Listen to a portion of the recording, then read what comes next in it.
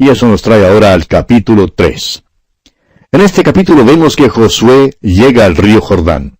El Señor le fortalece. Josué da ánimo al pueblo y las aguas del Jordán se separan. El paso del Jordán a la tierra de Canaán fue un punto decisivo, de vital importancia en cuanto a la fe de los israelitas. Unos 40 años antes, los hijos de Israel habían enfrentado una crisis semejante, pero habían fallado. Salir al desierto de Sinaí cruzando el Mar Rojo requería fe. Sin embargo, invadir la tierra de Canaán cruzando el río Jordán requería mucho más fe, porque habiendo pasado el río una vez, no habría ya ninguna posibilidad de escape.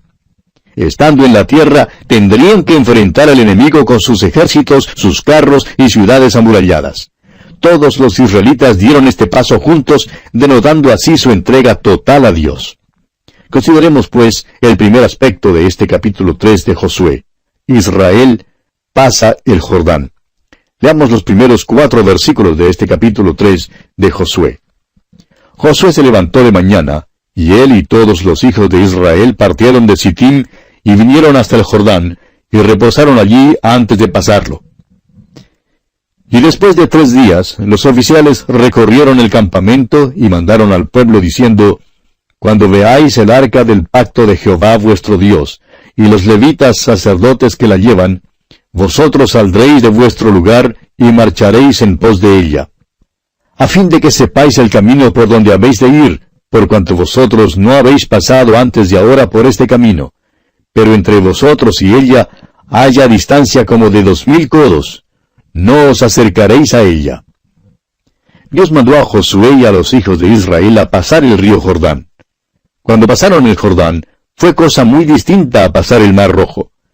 Cuando cruzaron el Mar Rojo, Moisés bajó al agua, alzó su vara y extendió su mano sobre el mar.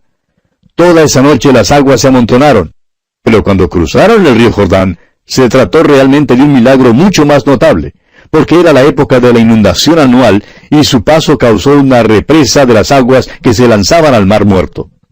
También algo nuevo había sido añadido. El arca debía bajar mucho más adelante del pueblo, casi la distancia de 1 kilómetro, y debía ser llevada por unos sacerdotes que tenían que llegar a la orilla del río para quedarse parados allí.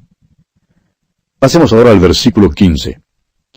Cuando los que llevaban el arca entraron en el Jordán, y los pies de los sacerdotes que llevaban el arca fueron mojados a la orilla del agua, porque el Jordán suele desbordarse por todas sus orillas todo el tiempo de la siega. ¿Se fijó usted, amigo oyente? Cuando los sacerdotes llegaron a la orilla, el río Jordán se detuvo como por una represa, y los israelitas entonces pasaron en seco. Este es uno de los milagros más notables que se registra en la Escritura. Era la época de la inundación anual del Jordán, y es enteramente posible que los que vivían al lado oriental del Jordán creyeran que pasarían todavía algunos días o quizás semanas antes de que los israelitas pudieran cruzar el río. Probablemente creían que no había ningún peligro inmediato. Sin embargo, quizá algunos de ellos pudieron haber tenido aquel temor secreto de que Dios haría un milagro otra vez, así como hizo en el Mar Rojo. Continuemos con los versículos 16 y 17. Las aguas que venían de arriba se detuvieron como en un montón bien lejos de la ciudad de Adam, que está al lado de Zaretán, y las que descendían al mar del Arabá, al mar salado, se acabaron y fueron divididas, y el pueblo pasó en dirección de Jericó. Mas los sacerdotes que llevaban el arca del pacto de Jehová estuvieron en seco, firmes en medio del Jordán, hasta que todo el pueblo hubo acabado de pasar el Jordán, y todo Israel pasó en seco. Note por favor que los sacerdotes pasaron al medio del Jordán y se pararon allí, sosteniendo el arca hasta cuando todos los hijos de Israel hubieran pasado. Los israelitas cruzaron el río en dirección de Jericó, pero las aguas se quedaron detenidas hasta la ciudad de Adam. Ahora, el arca es una de las mejores figuras o símbolos del Señor Jesucristo que se da en el Antiguo Testamento, aunque hay muchos que son notables y sobresalientes. El arca había estado en el mismo corazón del campamento de Israel por 40 años, en la marcha a través del desierto. Todas las noches, cuando entraban en un campamento, todas las 12 tribus acampaban alrededor del arca. Constituía el mismo centro. Pero ahora, por primera vez, lo que habla de Cristo va delante al río Jordán y entra en él primero. Como ya ha sido declarado, Cristo va delante de nosotros en la muerte, pero va con nosotros en la vida. Al pasar nosotros por este mundo, Él está con nosotros, pero Él va delante en la muerte. Fue delante de nosotros en la muerte, y cuando nuestro Señor entró en la muerte, atravesó por ella, por usted y por mí, amigo oyente. Y pasamos ahora al capítulo 4 de Josué. En este capítulo vemos que se nombra a 12 hombres para tomar 12 piedras del río Jordán como memorial o conmemorativo. Se levanta 12 piedras más en medio del río Jordán. Los israelitas pasan el Jordán, Dios alaba a Josué, y se erige las 12 piedras en Gilgal. Leamos los primeros 3 versículos de este capítulo 4 de Josué. Cuando toda la gente hubo acabado de pasar el Jordán, Jehová habló a Josué diciendo, Tomad del pueblo 12 hombres, uno de cada tribu, y mandadles diciendo, Tomad de aquí de en medio del Jordán, del lugar donde están firmes los pies de los sacerdotes, 12 piedras, las cuales pasaréis con vosotros, y levantadlas en el lugar donde habéis de pasar la noche. Esto es algo que hicieron, como lo vemos aquí en el versículo 8, donde leemos, Y los hijos de Israel lo hicieron así como Josué les mandó.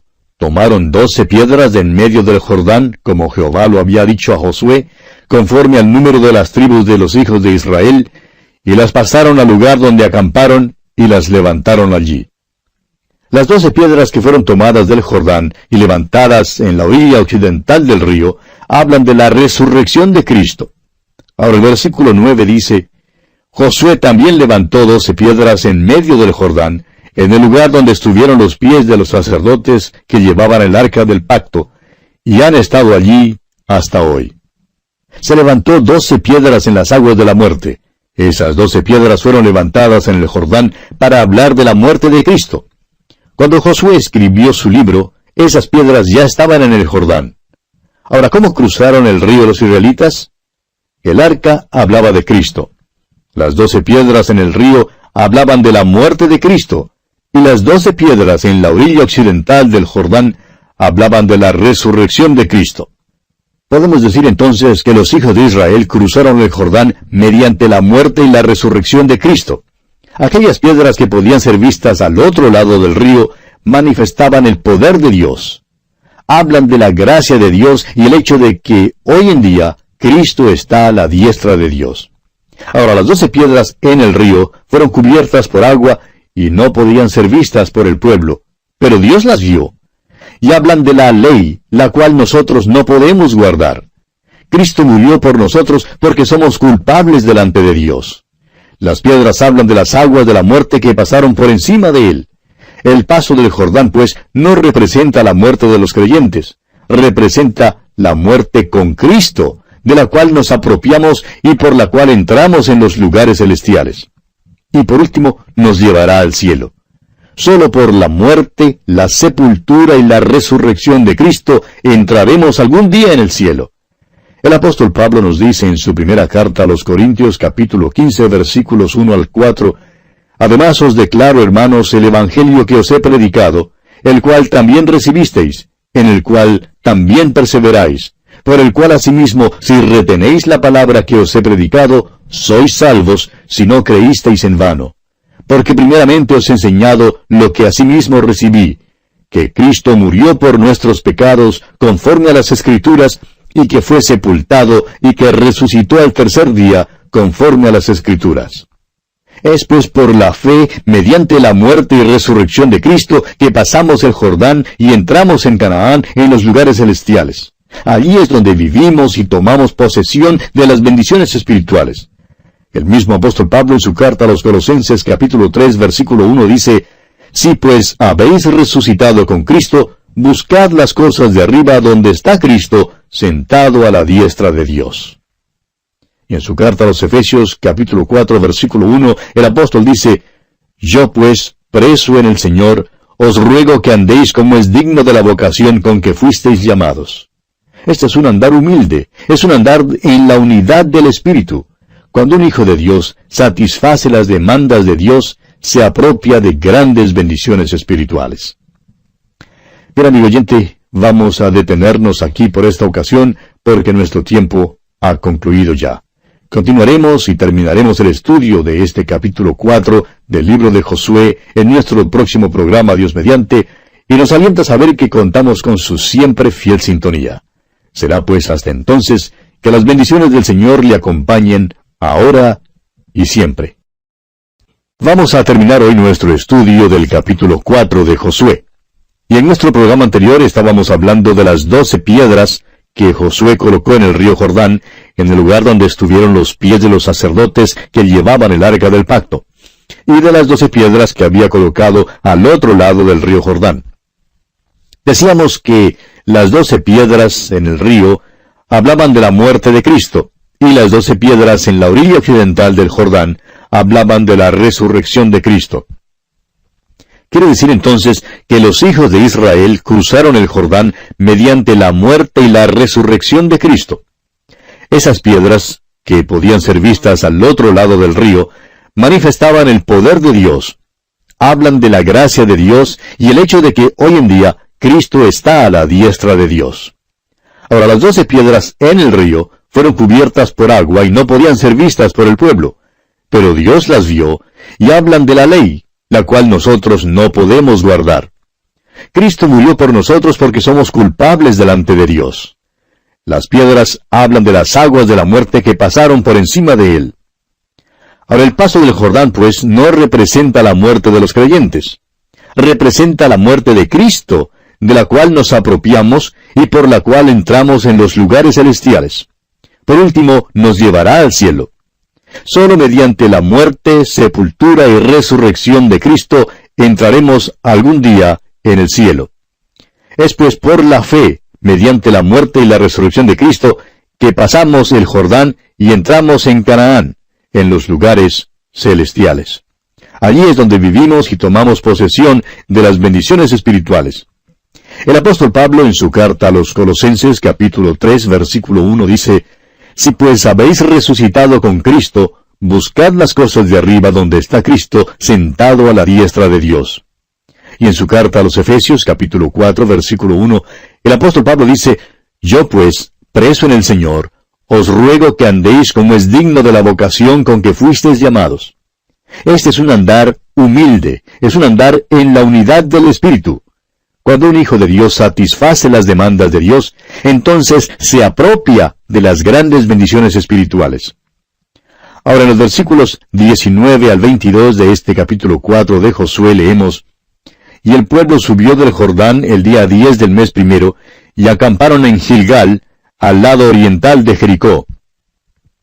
Y Josué erigió en Gilgal las 12 piedras que habían traído del Jordán, y habló a los hijos de Israel diciendo: Cuando mañana preguntaren vuestros hijos a sus padres y dijeren: ¿Qué significan estas piedras?, declararéis a vuestros hijos diciendo: Israel pasó en seco por este Jordán.